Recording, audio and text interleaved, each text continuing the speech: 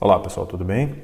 Vamos dar continuidade então às soluções agora para equações diferenciais parciais, especificamente agora falando da equação do calor. Tá? Como é que a gente vai fazer isso e o que a gente vai abordar? Bom, existem algumas equações que são relativamente clássicas, tá? E essas equações, dentre elas está a equação do calor. Tá? A gente não vai falar só dela hoje, mas especificamente na hora de resolução, a gente vai resolver a equação do calor. Então, como é que a gente começa? Vamos lembrar da aula passada, né? O que são as EDPs? As EDPs são aqueles tipos de equações que nós classificamos, ainda neste momento falando em EDPs de ordem 2, tá? Que nós classificamos dessa maneira, onde A, B, C, D, E, F e G, assim, tá? Coeficientes que mandam, entre aspas, em várias coisas. A gente pode classificar EDP como hiperbólica, como parabólica, elíptica e assim por diante. O G especificamente pode ser uma função, tá? Esse G pode ser aquela função que vai dizer se a EDP é homogênea ou não. No momento ainda estamos trabalhando com EDPs homogêneas, tá? Mas a ideia aqui é ir pegando pedaço a pedaço, equação por equação, para a gente ver como é que a gente vai resolver esse tipo de coisa. Então vamos lá. A equação do calor, propriamente dita, é um tipo de EDP, sim, tá? Dada por essa equação, tá? Então a equação do calor é dada por K, onde K é um coeficiente, tá? Esse coeficiente K, tá? Ele vai variar, pode ser maior que 1, menor que 1, pode ser exclusivamente 1 e assim por diante, tá? A gente já vai ver como é que ele varia. A gente vai ter uma derivada de ordem 2, tá? Com relação a x, e isso, né, esse produto de k com essa derivada de ordem 2 vai ser igual à função derivada de ordem 1 em t. Vejam que aqui eu usei t ao invés de y, tá? Eu posso fazer isso sem problema nenhum. Então, a variação da equação do calor tem uma correlação entre a variação de ordem 2 na derivada espacial com a variação de ordem 1 na derivada temporal, tá? Então, por aí a gente já pode saber como é a equação do calor, só por isso. Depois, uma outra equação que a gente vai trabalhar é a equação da onda, tá? Que é muito similar, a única diferença ali é que nós temos que uma derivada de ordem 2 no tempo, tá? Ao invés de uma derivada de ordem 1. E o coeficiente eu chamei de A ao quadrado, assim como o livro chama de A ao quadrado, só para uma questão assim de que vai aparecer uma raiz desse número, então a gente colocou A ao quadrado, tá? Poderia ter colocado só A, não faz a menor diferença, mas enfim, tá aí o coeficiente. E uma outra equação, tá, muito famosa que a gente vai trabalhar é a equação de Laplace, ou a equação laplaciana, ou a equação do operador laplaciano, que é dada por essa equação. Simplesmente a soma da derivada de ordem 2 em x mais a derivada de ordem 2 em y. E vejam que aqui eu coloquei y, tá? Então, o operador laplaciano, tá, é definido da seguinte maneira, tá? É nabla ao quadrado u, ou aquele triângulo, ou delta, como quiser chamar, delta, onde delta é a derivada segunda em x mais a derivada segunda em y, aplicado em u. Tá? Então é muito comum vocês verem nos livros esse operador dado dessa maneira, esse vai ser o operador laplaciano, ou nabla quadrado ou delta. Tá? Então essas três equações, elas compõem, tá, um primeiro grupo de equações que nós vamos trabalhar. São equações clássicas, tá, e nós vamos atacar cada uma com diferentes situações, vamos chamar assim. Essas situações nós vamos ver agora, são condições de contorno, condições iniciais, assim por diante. Mas basicamente a ideia aqui é que a gente entenda e reconheça quem é cada uma delas, tá bom?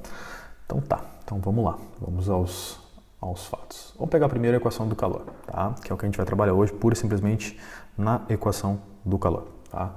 A equação do calor é o seguinte, ela está dada aí na tela, tá? A gente pode, obviamente, ver o que a gente vai fazer com ela, mas o que a gente vai atacar mesmo, ou a maneira com que a gente vai atacar mesmo, é uma maneira que a gente reconheça o que está sendo feito aqui. Então vamos supor que existe uma barra, tá, maciça, tudo bem? E que nessa barra, tá, ela tem um comprimento, e esse comprimento vai ser dado na parte espacial. Em outras palavras, ela começa e termina em algum lugar, tudo bem? Eu vou dizer que ela começa, tá, em x igual a 0 e que ela termina em x igual a L. E nós vamos colocar aqui duas condições chamadas condições de contorno.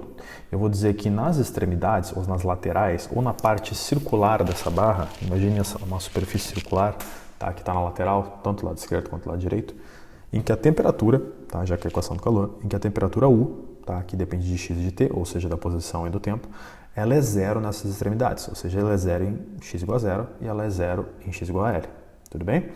A gente vai também trabalhar com condições iniciais, e condições iniciais têm a ver com o tempo, tá? Então essas condições são quando t é igual a 0, ou seja, tempo zero, por isso inicial, vai ser ou vai ter um comportamento de uma função que depende unicamente de x. Tá? Então é natural que a gente chame que uma função de duas variáveis, x e t, quando t é igual a 0, ela dependa única e exclusivamente de x. Na verdade, quando t é qualquer número, ela vai depender só de x, porque você está fixando um valor no tempo. Então, é importante a gente salientar aqui, tá, que o que está acontecendo é que nós teremos, tá, EDPs, tá? E nós vamos analisar, sim, obviamente, as suas condições, a equação e tal, mas é muito importante a gente entender o que é condição de contorno e o que é condição inicial, tá? Condição inicial sempre com relação à variação temporal, condição de contorno sempre com relação à variação espacial.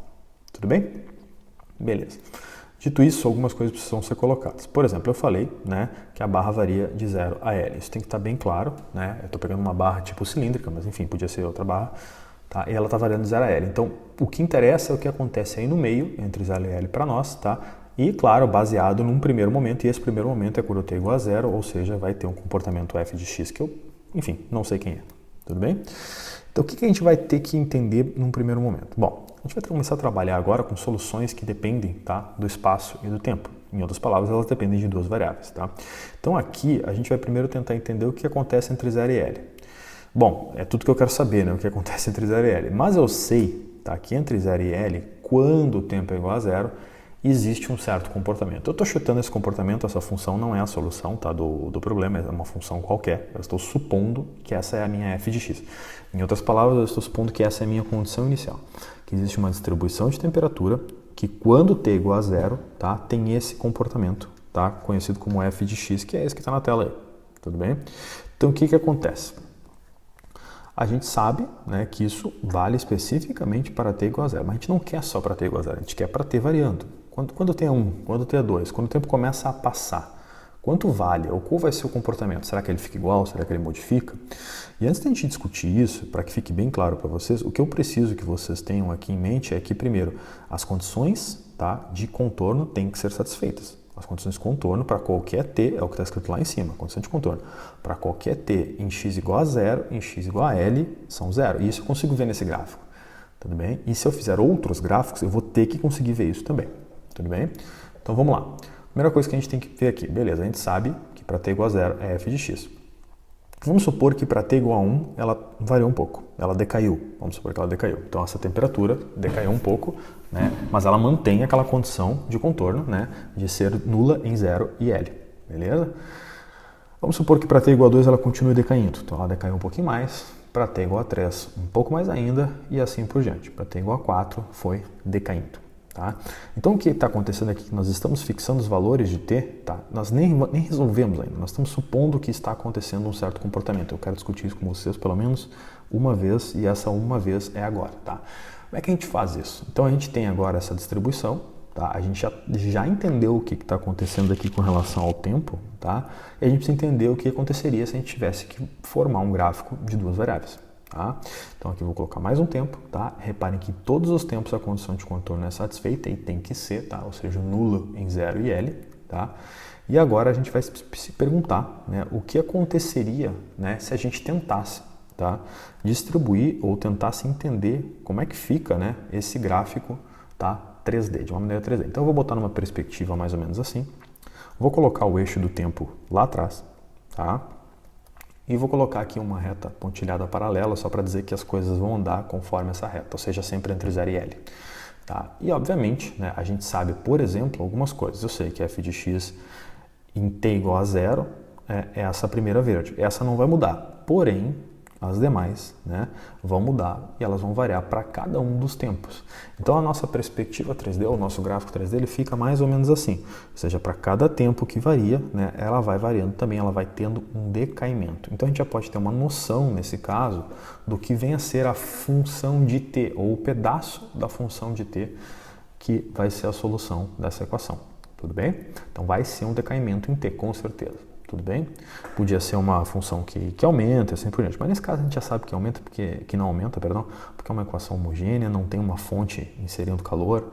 Então, ou seja, aquele G lá no começo era 0, tá? Então aqui nós temos um decaimento, porque a gente tem uma temperatura inicial e não tem um aumento de temperatura externo, não tem nada colocando temperatura, então a gente está vendo que isso vai ter que decair com o tempo, tudo bem? Esses gráficos não são as soluções exatas, isso é só para a gente ter uma ideia do que acontece em geral nesse tipo de equação, tá bom?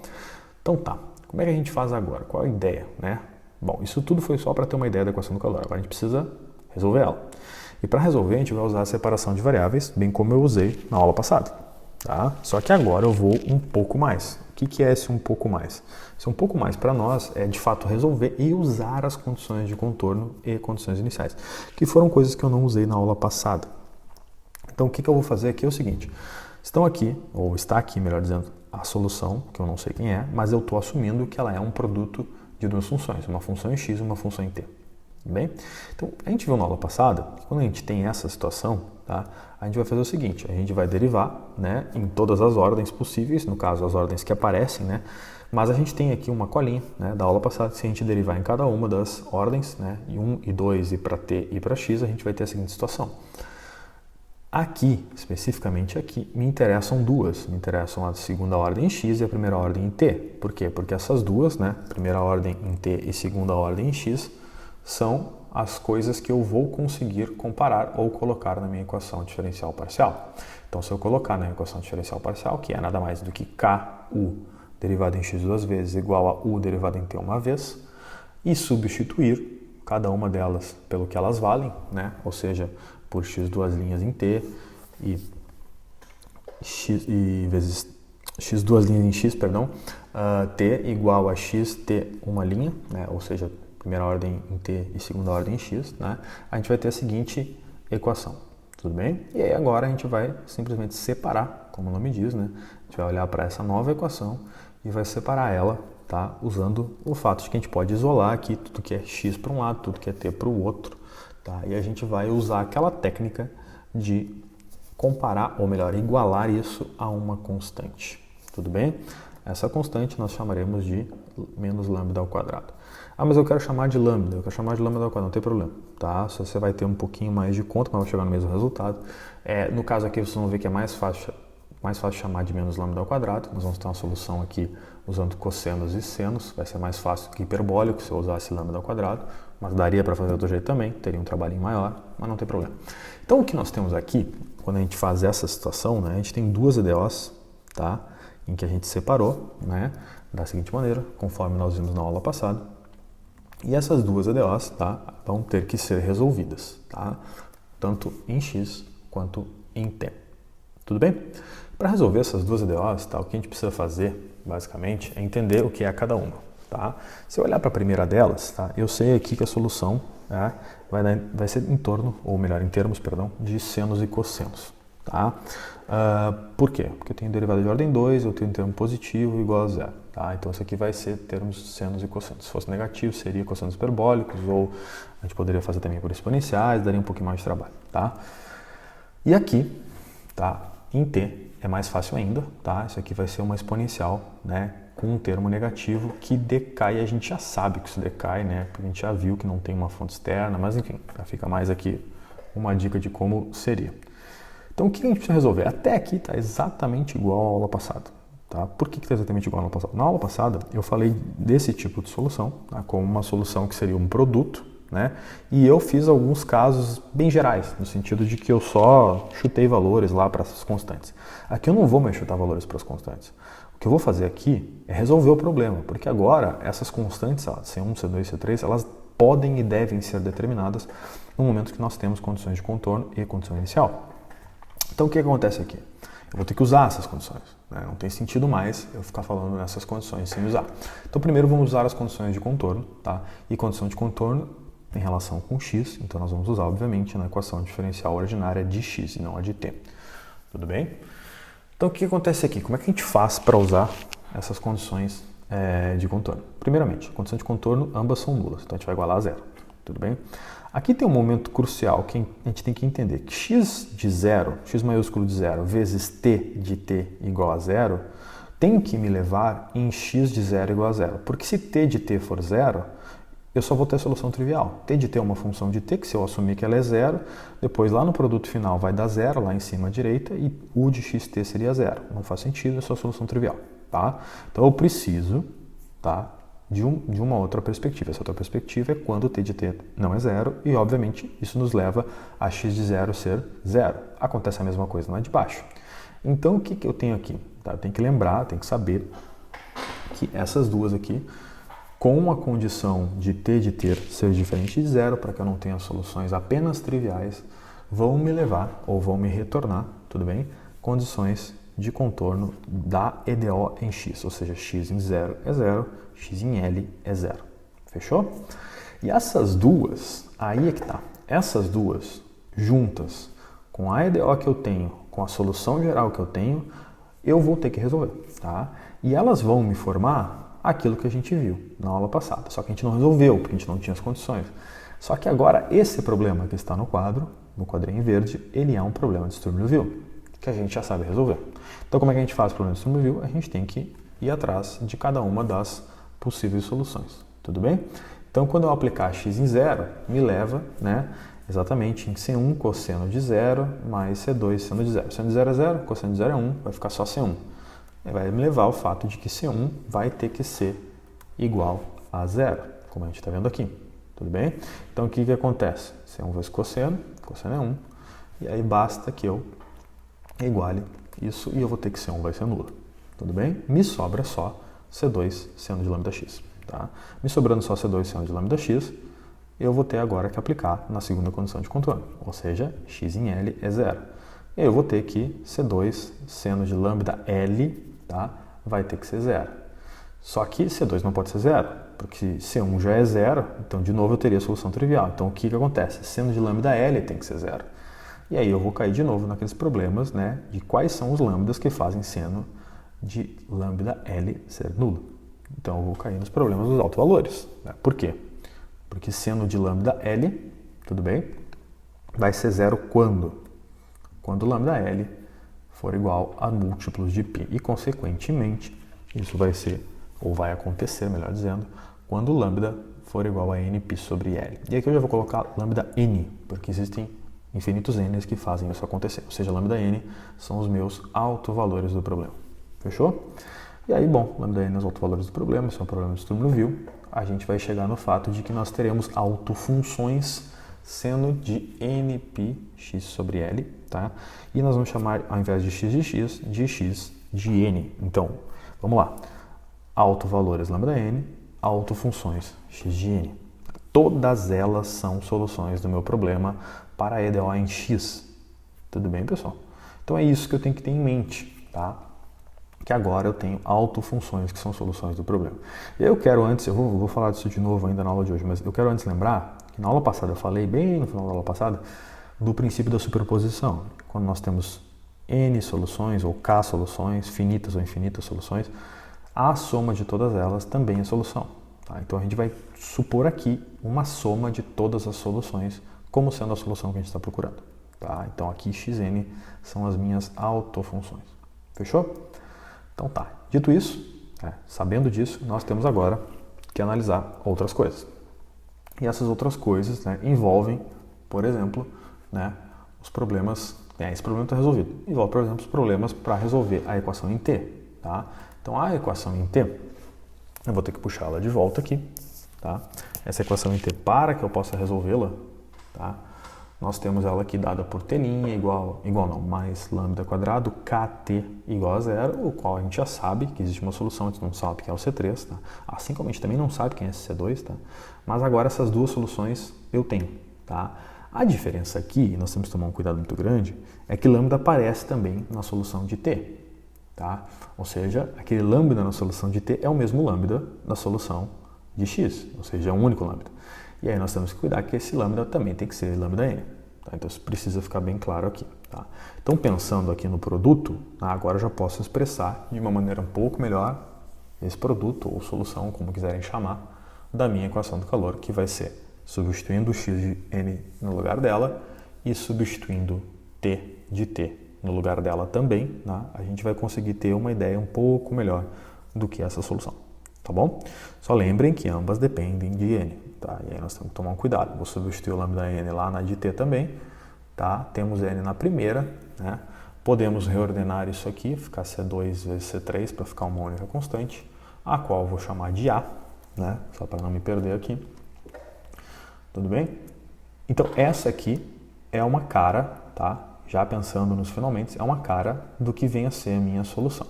Tudo bem?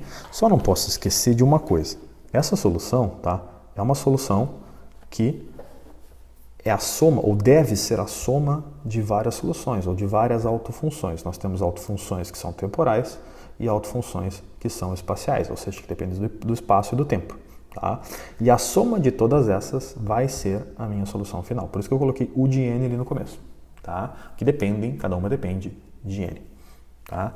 E o que nós precisamos fazer agora, em outras palavras, tá?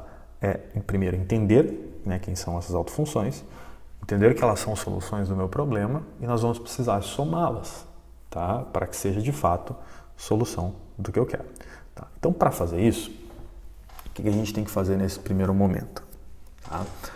A gente vai ter que somar, ou vai ter que entender quem é cada uma das funções, né? E vai ter que aplicar, porque ainda falta, né? Aplicar a condição inicial. Porque em momento algum está explícito para mim quem é minha f de x, tá? No meio do problema, mas ela precisa entrar. Tá? Então, o que a gente vai fazer? Primeiro, a gente vai separar, tá, a f de x, né? E vai igualar ela, ou seja, vai colocar t igual a zero, e a gente vai chegar que f de x tem que ser a seno de n πx sobre L.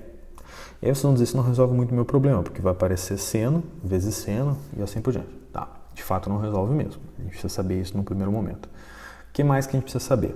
Primeiro, vamos lá. Esses ANs, e essa é a parte mais difícil da aula de hoje, tá? Eu vou enfatizar que isso é a parte mais difícil de entender. Esses ANs são constantes.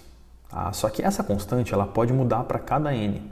Então, para a gente tentar entender isso e descobrir esses ANs de uma única vez, tá? Porque imagina, eu tenho infinitas soluções que dependem de n. Então, aquele A vai aparecer sempre, mas não quer dizer que aquele A vai ser sempre a mesma função, o mesmo número, perdão, a mesma constante. Porque para cada n é como se eu mudasse o problema.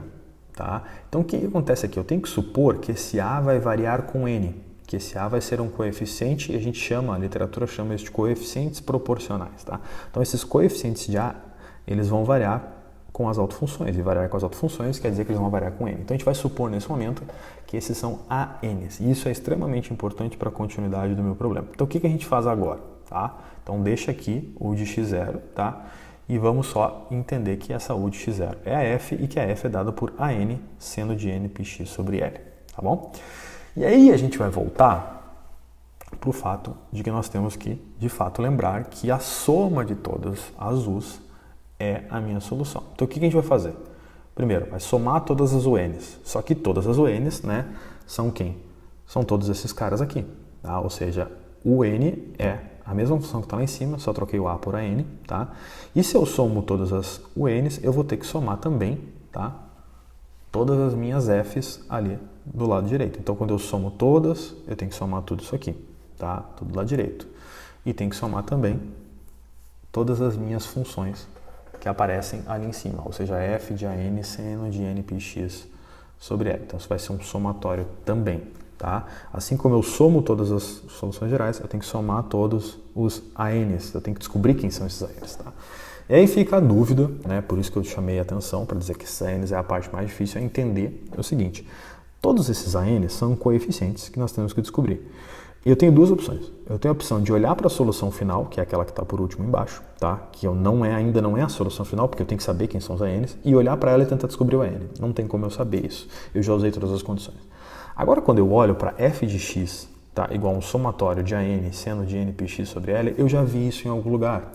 E isso é uma expressão exatamente igual a uma série de Fourier seno, tá? Como se esses A maiúsculos de n fossem os B minúsculos de n, tá? Então é como se eu tivesse Bn vezes seno de n πx sobre L. A gente já viu isso. Então, como isso é a cara de uma série de Fourier seno ou de uma série de Fourier tipo ímpar, o que a gente vai fazer? Bom, a gente vai usar o conceito que a gente aprendeu. Para descobrir os coeficientes, o que eu vou fazer? Eu vou ter que isolar. Né? Para descobrir os ANs, eu vou olhar para o AN da F, não para o AN da U. E esse AN da F é exatamente isso que eu estou falando. Eu vou ter que olhar para esse cara. E esse cara vem de uma série de Fourier seno. Tudo bem? Depois que eu descobri, eu coloco lá no final, que é a minha solução final. U de xt é igual à soma das u's, que é igual àquele último pedaço. Onde aquele último pedaço, falta descobrir, obviamente, quem é o AN. Tá? Então, agora, nesse momento, eu preciso voltar no conceito das séries de Fourier seno, tá? E lembrar como eu calculo aquele coeficiente, tá? E calcular aquele coeficiente é relativamente simples, tá? O que a gente tem que fazer mesmo, tá? A gente tem que simplesmente dizer que a n é igual a isso aqui, tá? 2 sobre L, integral de 0 a L, f de x seno de n πx sobre L dx. Tá? Então esse é o cálculo dos coeficientes, que para nós a gente viu como bn, mas aqui nesse específico momento é n. Tá? Então tá, dito isso, acabou o exercício. Porque quando a gente tem agora calculado, claro, isso vai depender, né, pessoal, de quem é a f de x. Eu não vou conseguir calcular sem saber quem é f de x. O problema ele acabou. A solução é a solução final que está ali embaixo e o AN que está dentro dela é dado pelo cálculo dessa integral. Então o problema ele acabou. A solução do calor é dado por essa solução com, né, tem que deixar bem claro aqui que essa é a solução da equação do calor para essas condições de contorno e para a condição inicial com f de x. Tudo bem? Então o que a gente faz agora? Nada, a menos que a gente tenha um exemplo, tá? Essas duas equações formam a solução final para a equação do calor, tá? Então, o que a gente vai fazer? Como é que vocês fazem um exercício, por exemplo, para resolver a equação do calor? Vocês vão fazer tudo igual. A grande diferença é que vai depender das condições de contorno e iniciais de vocês. Mediante uma condição de contorno diferente, vocês vão ter um problema de Sturm-Liouville diferente e, consequentemente, talvez autofunções diferentes. Tá? Essa é a grande jogada. E essas autofunções sempre vão aparecer no final com esse somatório. Tá? Então, a gente vai ter sempre uma solução em t e uma solução em x. O produto delas vai ser a solução, somatório disso é a solução final. E aí, vamos ver como é que a gente calcula cada um dos coeficientes que vão aparecer, porque isso, de novo, depende da forma que aparece. Tá? Então, eu vou calcular aqui, vou exemplificar como é que seria esse mesmo problema, tá? Com um exemplo mais numérico. Então, quem seria a solução da equação do calor dada ali em cima, com essas condições de contorno nulas nos extremos e com a condição inicial f de x? O que eu vou assumir? Eu vou assumir que f de x é uma constante, igual a 20. Vou assumir que a placa vai de 0 a L igual a 50. E vou assumir que o coeficiente lá da equação diferencial parcial, o casinho, ele vale 1. Tá? E assumindo isso, tá? O que a gente tem? A gente vai ter que fazer continhas. E essas continhas envolvem, obviamente, né, o que a gente descobriu. Então, eu vou pegar o de xt que eu descobri, vou trocar ali k por 1, L por 50, já tem uma forma um pouco diferente, e vou ter que calcular o meu AN. Tá? Então, eu vou colocar 2 sobre L, ou seja, 2 sobre 50, de 0 a 50, f de x virou 20, e assim por diante. Vou ter que fazer essas contas para terminar todo o meu problema. Tudo bem? Então, aqui só passando o 20 para fora, vai dar 2 vezes 20, que dá 40, né? E aí 40 vai dar 40 sobre 50 aqui na equação, tudo bem? E aí agora 40 sobre 50 eu posso cancelar, mas aqui eu acho que dá para fazer aqui integral de seno, né? Que vai dar menos cosseno. Vai ser bem fácil de fazer, tá? Então aqui nós temos 4/5 dessa integral. E aí, consequentemente, a gente vai ter... vamos já calcular essa integral aqui, tá? Vai dar cosseno, tudo bem?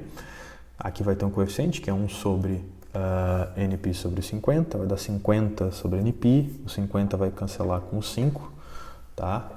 E a gente já vai ter um pouquinho mais fácil isso aqui, o 50 cancelou com 5, sobrou um 4 em cima, vezes 10, 40, nπ, e aí aqui fica 1 menos cosseno de nπ. Aqui já acabou, esse é o meu AN, tá? Dá para separar aqui entre par e ímpar, né? Eu posso dizer aqui, por exemplo, que vai dar 80 sobre nπ quando n for ímpar, porque n for ímpar vai dar menos 1, né? Então, menos 1 vai dar 2 em cima, e quando n for par vai dar 1 menos 1 que vai dar 0. Então, vai dar para n ímpar 80 sobre nπ, e para n par nós teremos 0. Então, a gente já pode separar isso, pode dizer ali que para n ímpar é isso, né? E para n par é 0. Nós podemos colocar esse AN lá dentro, né? Então, aqui está o AN, tá? E já vamos colocar dentro do somatório, tá? Para esse caso específico, né? Esse AN vai lá para dentro, só a gente precisa salientar que isso vale para n ímpar, tá? A gente podia colocar n igual a 2, n menos 1, trocar tudo, né? Ou deixar que nem eu deixei aqui, somatório, e dizer que isso vale para n ímpar, tudo bem? Então, essa é a solução, tá? Específica para essa f de x, para esse complemento de placa, para esse coeficiente k igual a 1 e assim por diante, tá? Então, é uma solução extremamente específica. Fechou? Como é que a gente faz para calcular isso ou para entender qual é, né, a cara dessa solução de fato? Né? O que a gente deveria fazer nesse caso específico? Então, vamos lá. Imagina que eu tenho isso como solução, que eu tenho solução final, já calculei o AN, já coloquei ele lá dentro, tá? O que eu preciso entender aqui é qual vai ser a cara dessa solução. Então, vou fazer o seguinte. Primeiro, né, para x, ou seja, eu vou olhar só a solução, a u, com relação a x, e vou fixar valores de t. Então, para t igual a 0, é 20. Não preciso fazer conta porque é dada a condição inicial. Eu sei que isso vai variar sempre entre 0 e 50, tá? Aqui, para t igual a 20, vai ter essa cara. para t igual a 50 essa, para t igual a 150 essa, t igual a 300 essa. Então eu tenho aqui sempre as condições de contorno sendo satisfeitas, tá? E nós temos o valor inicial sendo f de x igual a 20. Uma coisa que eu preciso deixar claro para vocês, não aparece nesse gráfico, estou colocando simplesmente 20 ali.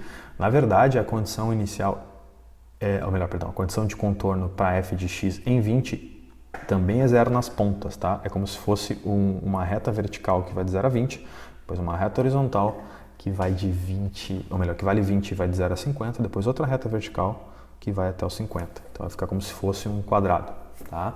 Que só aqui não apareceu, eu botei só a parte de cima.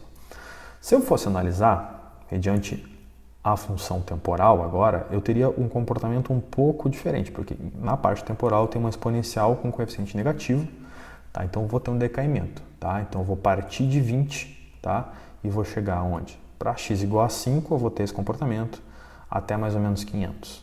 Tá? Para x igual a 15, um comportamento um pouco diferente.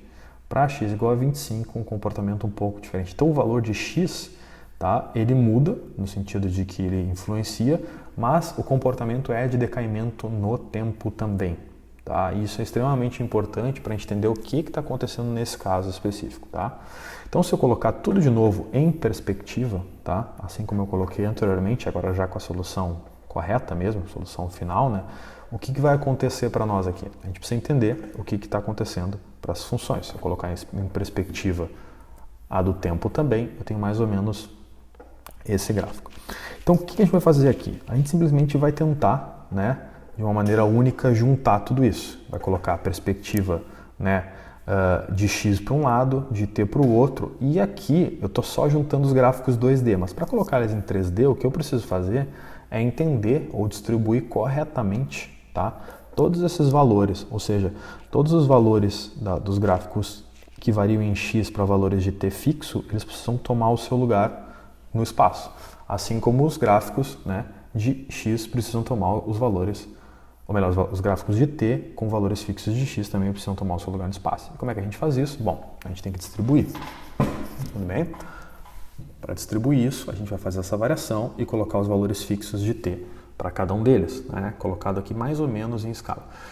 E depois, né, a mesma coisa tem que ser feita para os valores fixos de x. Em outras palavras, né, distribuir todos os decaimentos conforme eles aparecem. Tudo bem? Aí, demorou um pouquinho, mas foi. Então, esse é o gráfico 3D, tá? Que dá mais ou menos uma ideia. E aqui é natural entender, por exemplo, aqui eu fiz mais dois valores, né? Eu coloquei x igual a 5, x igual a 15 e x igual a 25. Depois eu adicionei o 35 e o 45, tá? Dá pra ver que o decaimento é muito rápido quando o x está perto das extremidades da placa. E o decaimento ele é um pouco mais lento no centro da placa, no caso é 25. Tá? E também condiz com os valores da função, né? Tu vê que a função, quando t é fixo, ela é sempre maior no centro, tudo bem? Então esse aqui é o decaimento correto, tá, do que está acontecendo para esse problema específico, tudo bem?